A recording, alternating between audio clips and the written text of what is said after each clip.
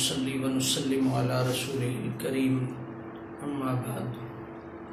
أعوذ بالله من الشيطان الرجيم بسم الله الرحمن الرحيم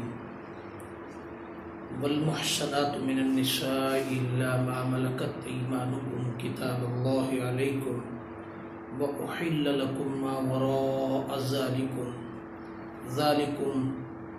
أن تبتغوا بأموالكم محسنين غير مسافحين صدق الله مولانا العظيم مولاي صل وسلم دائما أبدا على حبيبك خير الخلق كلهم. معزز حاضرین محترم اور ناظرین کرام، پانچواں پارہ اور آج پانچویں نماز تراویح ادا کرنے کے بعد رمضان المبارک کی ان بابرکت ساعتوں میں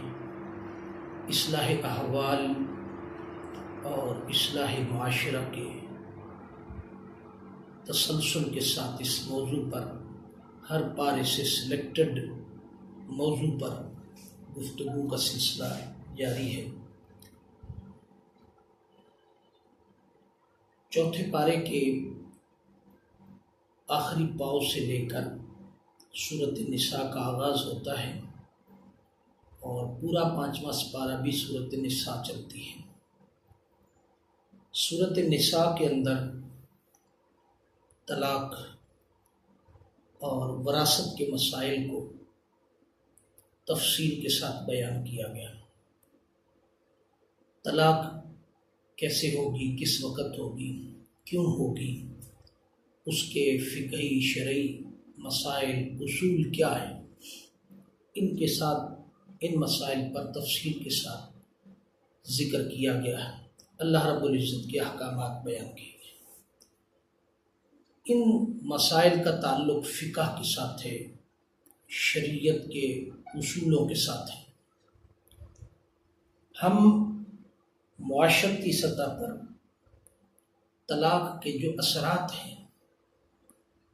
ان مسائل کی ضرورت کیوں پڑتی ہے، طلاق کیوں ہوتی ہے،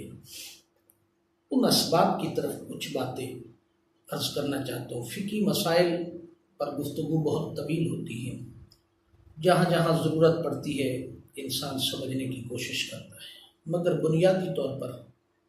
معاشرے کے اندر طلاق کی ضرورت کیوں محسوس ہوتی ہے اور کیوں دی جاتی ہے، اور آقا دو جہاں صلی اللہ تعالیٰ علیہ وسلم نے طلاق کو ناپسندیدہ کیوں فرمایا. یہ الگ بات ہے کہ جب بالکل کوئی چارہ نہیں کہ نظام زندگی نہیں چل سکتا تو طلاق کے ساتھ علیحدگی اختیار کی جا سکتی ہے، مگر اس کو اللہ اور اس کے رسول صلی اللہ تعالیٰ علیہ وسلم نے ناپسندیدہ عمل فرمایا. شادی اور عقد میاں بیوی کے درمیان ایک معاہدہ ہے، ایک عہد ہے. میں اس بات کا آغاز ایک مثال سے شروع کرنا چاہتا ہوں تاکہ ہم معاشرے کے اندر اس حقیقت کو سمجھ سکیں. کس زمانے کے اندر، آج سے بہت سال پہلے کی بات ہے، ابتدائی 90 کی بات ہے غالباً، یا اس سے راؤنڈ اباؤٹ، ترنول راولپنڈی سے لے کر اسلام آباد کراچی کمپنی کو ایک مزدہ گاڑی چلا کرتی تھی. میں اس وقت اسٹوڈنٹ تھا تو اس مزدے پر ترنول سے کراچی کمپنی کا کئی بار سفر کرنے کا اتفاق ہوا. اس ایک مزدے پر بس پر منی بس پر ڈرائیور مرد ہوتا تھا اور کنڈکٹر ایک خاتون ہوتی تھی. ایک دن اس سے میں نے سوال کیا کہ جو ڈرائیور ہے یہ آپ کا خامند ہے اور آپ کنڈکٹر کی ذمہ داریاں نبھاتی ہیں، کیوں؟ اس نے بڑا خوبصورت جواب مجھے دیا جس کو آج بنیاد بنا کے میں بات کو سمجھانا چاہتا ہوں. اس نے کہا کہ ہم دو میاں بیوی ہیں، ہمارے بچے بھی ہیں.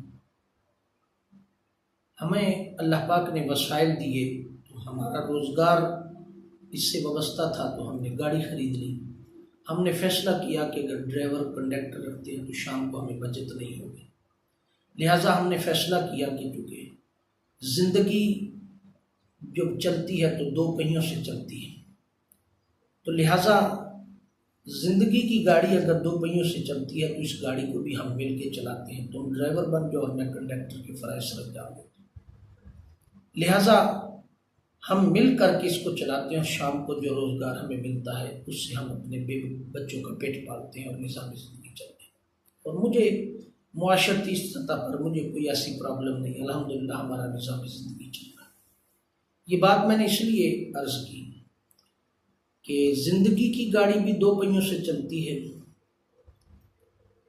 اور جب تک دونوں پہیے ویل نہ چل رہے ہوں تو زندگی کی گاڑی نہیں چلتی۔ میاں بیوی کی گاڑی بھی دو پہیوں سے چلتی ہے، بیوی کا پہیہ بھی کام کر رہا ہو اور خاوند کا پہیہ بھی کام کر رہا ہو تو یہ گاڑی چلتی ہے۔ اگر دونوں میں سے کوئی ایک خراب ہو جائے تو گاڑی کا نظام نہیں چلتا۔ یہ بات انڈرسٹوڈ ہے۔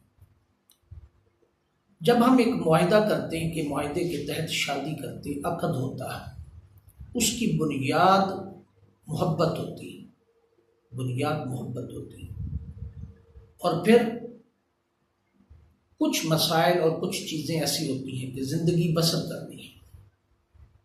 اور زندگی کیسے بسر کرنی ہے اس کے اصول قرآن مجید فرقان حمید نے اور آقا علیہ الصلوۃ والسلام کی آیات طیبہ سے ہمیں میسر ہے۔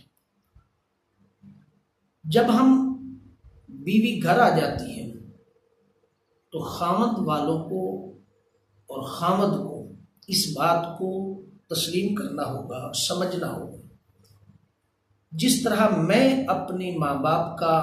لاڈلا بیٹا ہوں، اسی طرح جو میرے گھر آنے والی میری بیوی ہے وہ بھی ماں باپ کی ایک لاڈلی بیٹی تھی۔ تم نے تو اپنے ماں باپ نہیں چھوڑے اور کہیں منتقل نہیں ہوئے، وہ اپنے ماں باپ بہن بھائیوں کو چھوڑ کر کے وہ ہمیشہ کے لیے تمہارے ساتھ زندگی بسر کرنے کا عہد کر کے تمہارے گھر آ گئی ہے۔ جب تمہارے گھر آ گئی ہے تو پھر ساس کو بھی اور سسر کو بھی اس آنے والی بہو کو بیٹی کا درجہ دینا ہوگا۔ ہمارے استاد مکرم محترم المقام مفتی عبدالقیوم صاحب ہزاروی دامت برکاتہم العالیہ، شیخ الفقہ منہاج القرآن انٹرنیشنل، شیخ الحدیث منہاج القرآن انٹرنیشنل، اللہ رب العزت آپ کو صحت کے ساتھ عمر دراز فرمائے۔ انہوں نے ایک نکاح کی تقریب میں ایک خوبصورت بات ارشاد فرمائی۔ انہوں نے کہا کہ یہ میری زندگی کا اصول ہے، میں نے اپنے گھر اس کو اپلائی کیا اور آپ کو اس پر عمل کرنے کی نصیحت دیتا ہوں۔ تو انہوں نے ایک مثال ارشاد فرمائی، فرمایا کہ ایک درخت ہے جو پھل دے رہا ہے، اس پھلدار درخت کو آپ سمجھتے ہیں کہ اس کو اٹھا کر کے اس زمین سے نکال کر کے کسی دوسری جگہ پر لگانا چاہیے تاکہ یہ وہاں بھی اچھا پھل دے، وہاں کے لوگ بھی اس سے مستفیض ہوں۔ تو اس درخت کو نکالنے کے لیے اس کو زمین سے اس کی جڑوں سمیت نکالنا ہوگا اور گہری کھدائی کر کے اس کو درخت کو نکال کر کے دوسری جگہ پر منتقل کرنا ہوگا۔ اگر آپ اسے شارٹ کاٹتے ہیں اور اوپر سے کاٹ لیتے ہیں تو وہ ختم ہو جائے گا، پھل نہیں دے گا، سوکھ جائے گا۔ لہٰذا اگر پھل دینے والا پھلدار درخت چاہتے ہیں کہ دوسری جگہ بھی پھل دے تو پھر اس کی جڑوں کو گہرا کر کے جڑوں سمیت نکال کر کے وہاں لگانا ہوگا۔ جب آپ جڑوں سمیت نکال کر کے آپ وہاں لگائیں گے اس درخت کو تو وہ وہاں بھی جا کر کے پھل دے گا۔ جب وہ اس کی جڑیں کاٹ دی جائیں گی تو وہ وہاں پھل نہیں دے گا، اور وہاں اس کو وہ ماحول ملے جو یہاں میسر تھا، وہاں اس کو بھی وہ ماحول، پانی، آب و ہوا، زمین کا ماحول اس کو میسر آئے گا تو وہ پھل دے گا، یقیناً پھل دے گا، کیونکہ اس کو ماحول وہی میسر آیا جو اس کو وہاں میسر تھا۔ مفتی صاحب فرماتے ہیں کہ بلا تشبیہ بلا مثال، جب بیٹی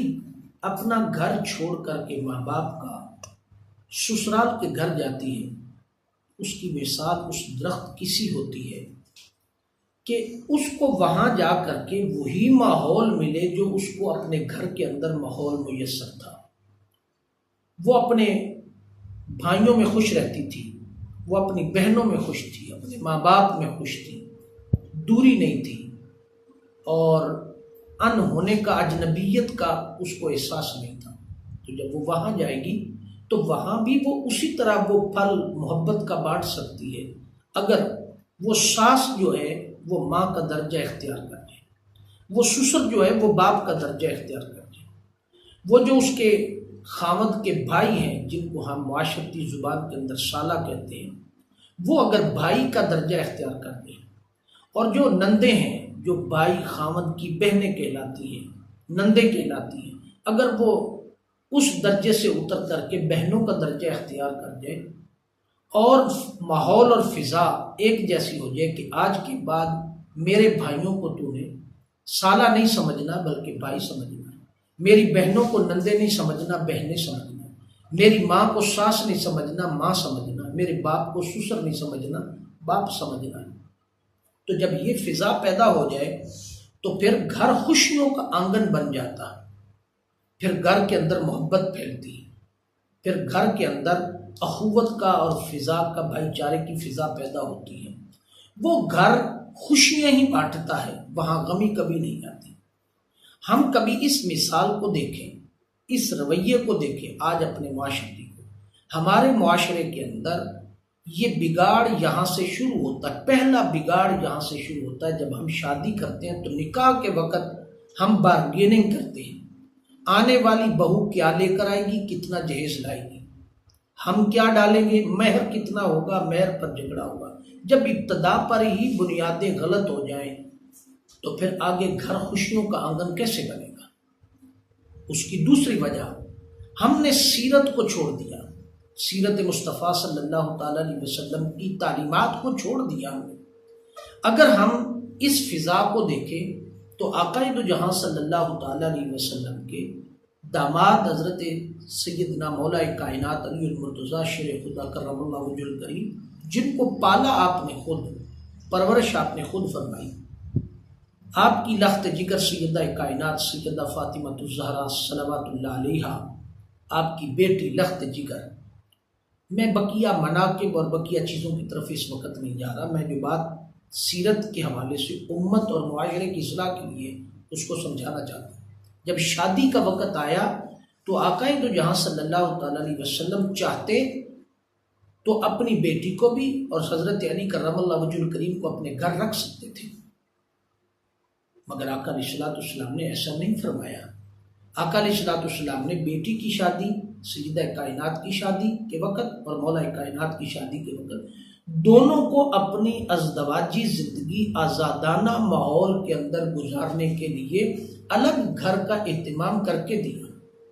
کہ آپ الگ اپنے گھر میں رہیں اور اپنے گھر کا نظام خود چلائیں۔ جب آپ الگ گھر کا نظام کر کے شادی فرمائی، وہاں سب کچھ بنا کے آقا تو جہاں صلی اللہ علیہ وسلم نے دیا،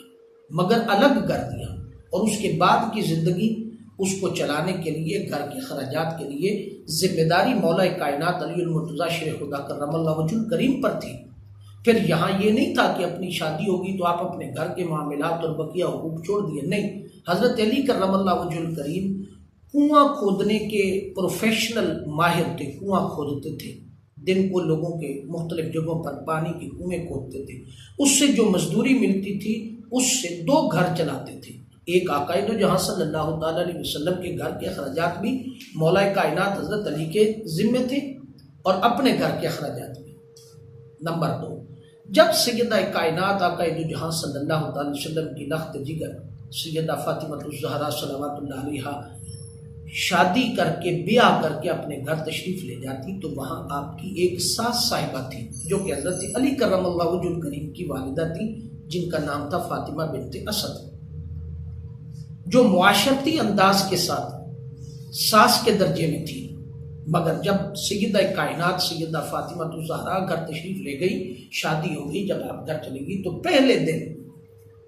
ساس اور بہو کی جو پہلی میٹنگ تھی، جو میں نے بات پہلے کی کہ جہاں ساس کے درجے سے اتر کر کے وہ ساس نہ بنے وہ ماں بن جائے، تو یہاں سے سیرت سے پہلا سبق کہ پہلی میٹنگ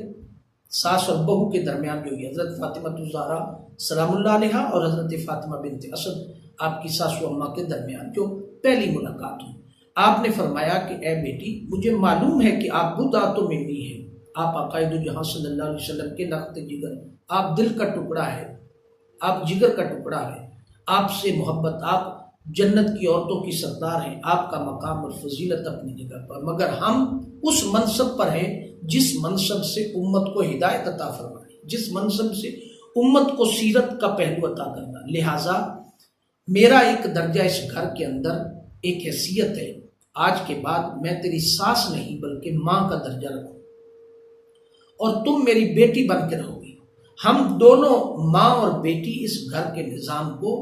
آدھا آدھا کر کے 50-50 کر کے چلائیں گے تاکہ ہمارا گھر خوشیوں کا آنگن بن جائے اور بن جائے۔ یہاں سے سیرت کا سبق ملتا۔ فاطمہ بنت اسد رضی اللہ تعالی عنہا نے فرمایا کہ اے بیٹی فاطمہ، آج کے بعد آدھا گھر کا کام میں کروں گی اور آدھا کام گھر کا آپ کریں گے، کچھ کام آپ کے ذمہ ہوگا، کچھ کام میرے ذمہ ہوگا، تاکہ یہ تاثر نہ جائے اور یہ امت کو سیرت کا پہلو نہ ملے کہ جب بہو گھر آ جائے تو ساس کی جو پہلے کبھی بھی کہیں جسم کے دردوں میں حصوں میں درد نہیں ہوئی تھی، تو آج بہو کے آنے کے بعد اس کا پورا جسم ہی درد کرنے لگ جاتا ہے، اور وہ بیٹے کو حکم جاری کر دیتی ہے چارپائی پر بیٹھ کر کے کہ بہو آ گئی ہے، اس کو کہو گھر کا نظام چلائے، میرے تو گھٹنوں میں بھی درد ہے، ٹانگوں میں بھی درد ہے، جسم بھی درد کرتا ہے، میں گھر کے کام نہیں کر سکتی۔ جب یہ تاثر اس آنے والی بہو کو ملتا ہے تو وہ نکرانی کا درجہ اختیار کرتا ہے، مگر یہاں تو قربان جائے دو جہانوں کے بادشاہ مالک، ان کے گھر کی سیرت، اس سے کیا کردار مل رہا ہے؟ فرمایا آج کے بعد، فرمایا گھر کا آدھا کام میں کروں گی اور آدھا کام آپ کریں گی تاکہ امت کو ایک سیرت مل جائے۔ قربان جائے اس سیرت کو آج ہم نے معاشرتی طور پر چھوڑ دیا۔ میری پہلی اس گفتگو کے خلاصے کے اینڈ پر یہ بات ہے کہ جب بہو گھر میں آ جائے تو ساس ماں کا درجہ اختیار کر دے، سسر باپ کا درجہ اختیار کر دیں، سالے بھائی کا درجہ اختیار کر دیں، سالیاں بہنوں کا درجہ اختیار کر دیں تو گھر خوشیوں کا آنگن بن جاتا ہے۔ اگلی بات کیا ہے؟ جب بیوی گھر آ جاتی ہے تو بیوی گھر کی نوکرانی بن کے نہیں آتی، سارے گھر کے کام کرنے اس کے ذمہ نہیں ہیں، وہ پہلے جیسے نظام چل رہا تھا، گھر کی سالیاں جو اس کی نندیں ہیں وہ کام کر رہی تھیں اور اس کی ماں کام کر رہی تھی، اب اس ایک کے آنے سے وہ سب کی جسموں میں دردیں شروع ہو گئی ہیں جو پہلے کبھی نہیں ہوئی تھی۔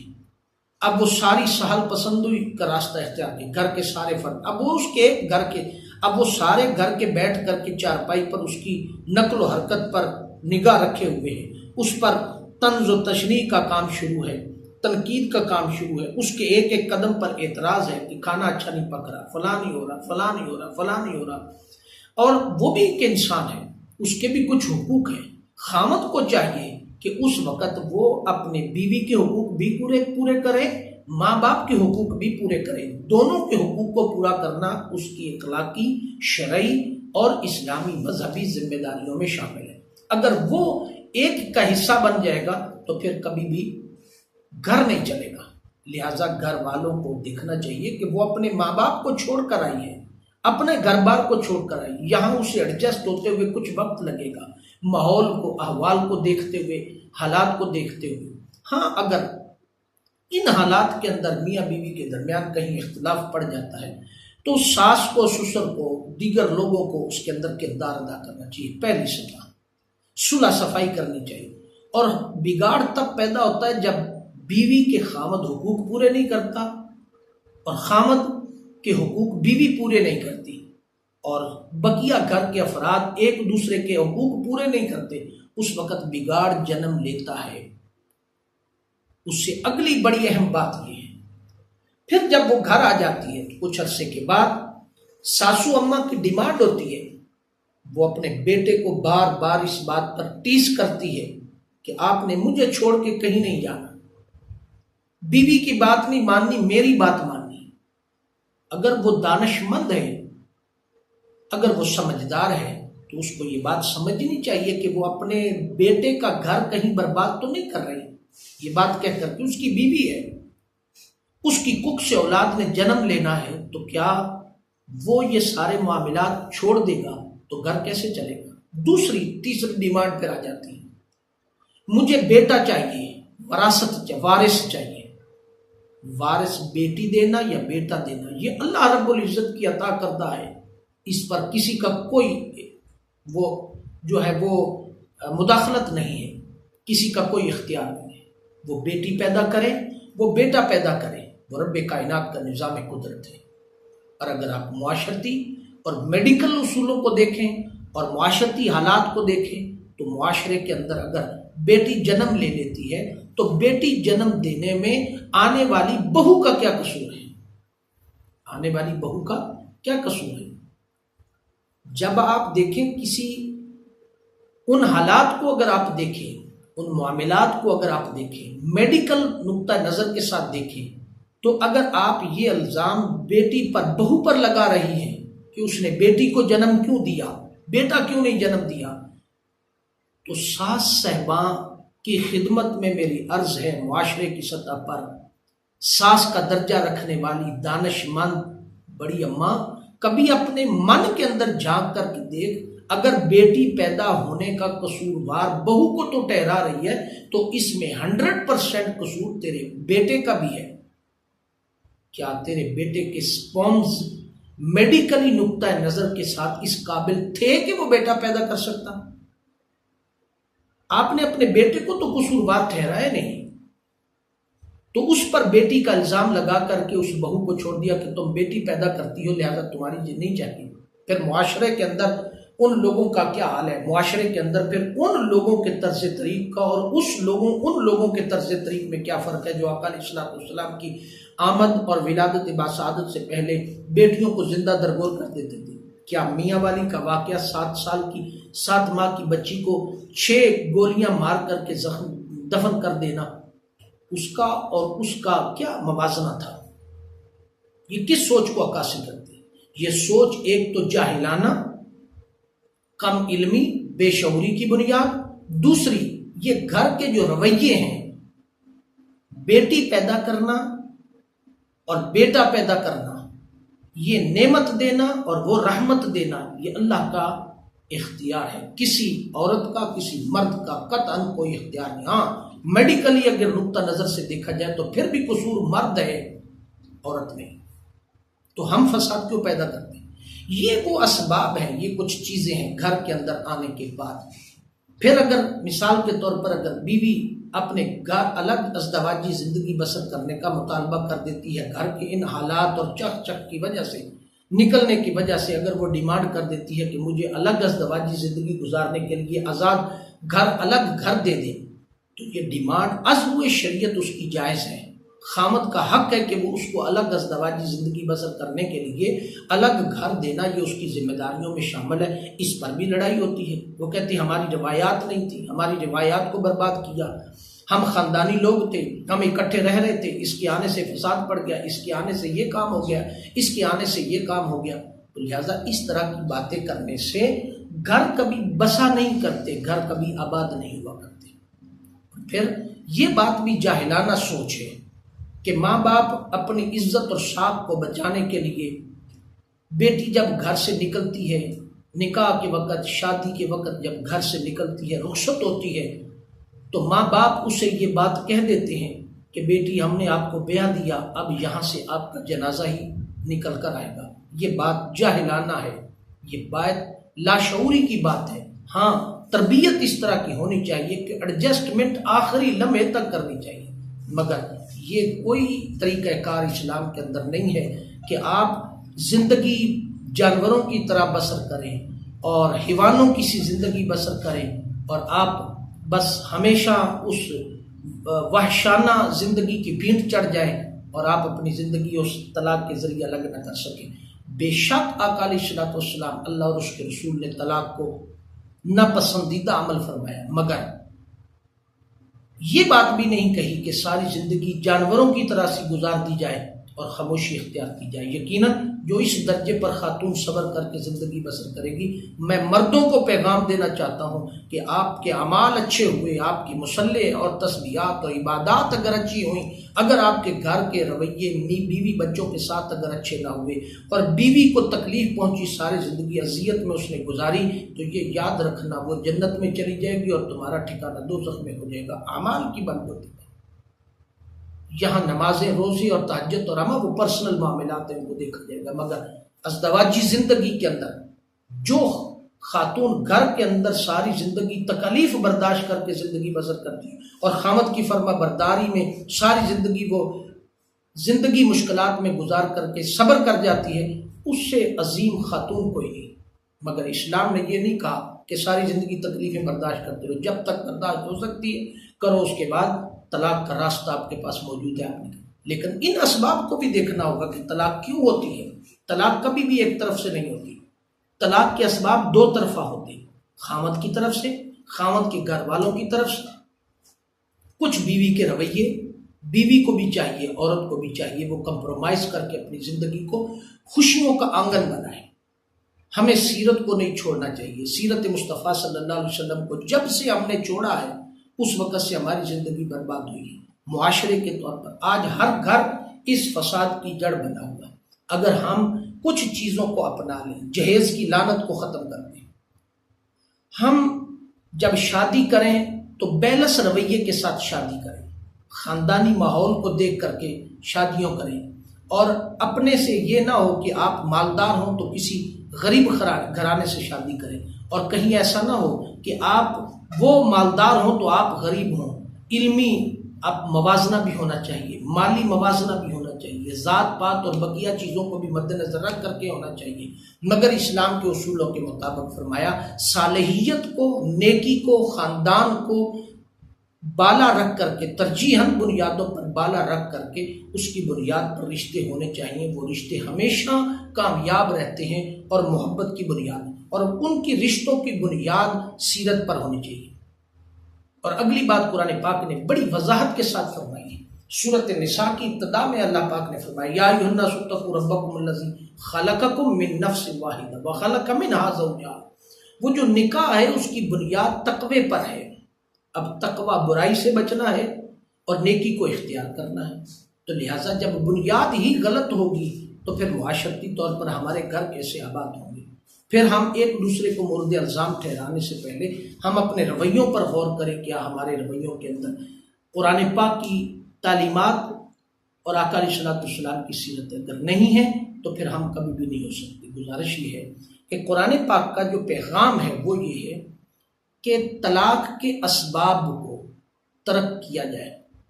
اسباب کو نہ دیکھا جائے،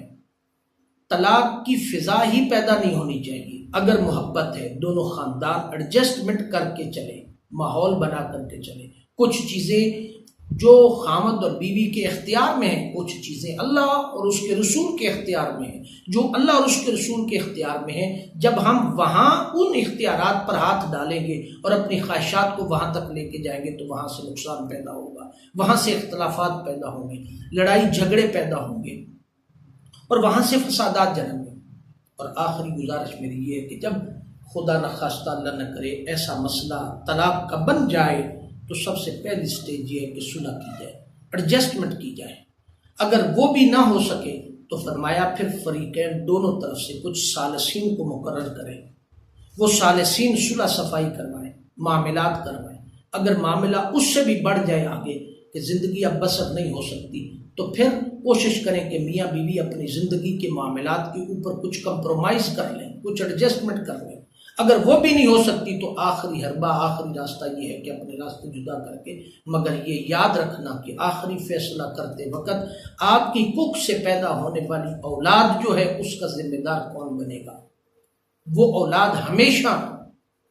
اگر ایک کے پاس ہوگی تو دوسرے رشتے کو ترسے گی، اگر دوسرے کے پاس ہوئی تو دوسرے رشتے کو ترسے گی، اور اس کی پرورش کا ذمہ دار کون ہوگا؟ ان حالات کے پیش نظر دیکھ کر کے اپنی زندگی کو موازنہ کرنا چاہیے اور قرآن سے رہنمائی لینی چاہیے، سیرت سے رہنمائی لینی چاہیے۔ سیرت کے اندر طلاق کے بعد زندگی کیسے بسر کرنی ہے، خامد کی کیا ذمہ داریاں ہیں، اور بیوی کی کیا ذمہ داریاں ہیں، طلاق سے پہلے دونوں کی ذمہ داریاں کیا ہیں، یہ سارے معاملات قرآن پاک نے کھول کھول کر کے اور حضور علیہ السلام کی سیرت پاک نے بیان کر دیے ہیں۔ اللہ رب العزت کی پاک بارگاہ کے اندر دعا ہے کہ اللہ پاک ہمیں